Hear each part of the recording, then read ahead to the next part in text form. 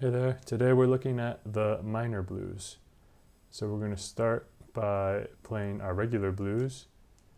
Let's say if we're doing a blues in A major, we would do our 1 chord, our 4 chord, and our 5 chord like that. We're just going to make them minor. So our 1 chord will be A minor, D minor, and our 5 chord will be E minor at the start. So what I want you to practice first is I want you to practice a new left-hand pattern. That's going to use the 1st, the 5th, the 7th, and then the root. I want you to use these fingers, 5, 3, 2, 1. So 1 and 2 and 3 and 4 and if we run that over our minor blues, then it's going to look something like this. So it's going to be like 1. This will be the second bar.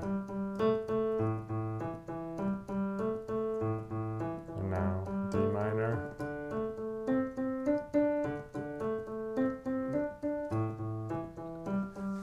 So I want you to practice this over the minor blues, as well as some variations of the minor blues that we're going to look at.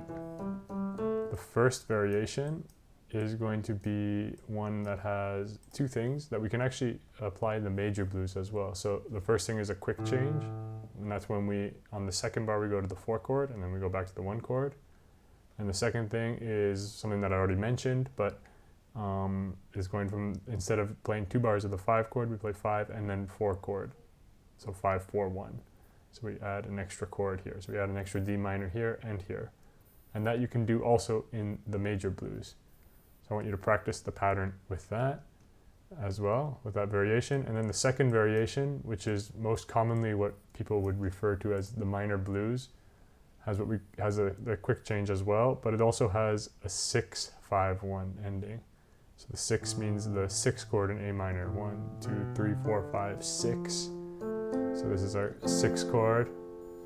And then our 5 chord, and you'll notice that that's actually capital. So this 5 chord is also made major in this variation. And I'm also making them 7th chords. So F7 would actually look like that with an E flat. And E7 has a D, just like that. So those are our chords. So if our pattern would be 1, root, 5th, 7, 1, like that. Those would be the notes in the first part of the pattern, and then the second part. All right, so practice that through this minor blues. And now we're going to the 4 chord, and then back to the 1. And now the 6 coming up, 5, and then 1. There should be one more bar too. There we go. So I want you to practice that, and at the same time, I also want you to practice improvising with the minor blues scale. So we've already learned like C major blues scale very easily, and the good news is C major blues scale is A minor blues scale. So that same scale that we've been practicing the blues in C with, we can use that in A minor, and we have actually what we call the minor blues scale. All right, so use the same blocks as before too. So we can practice improvising just over that minor blues with the minor blues scale. We can also do one of the licks, the bread and butter lick, also actually translates nicely to minor as well. So I'm going to show you a little example.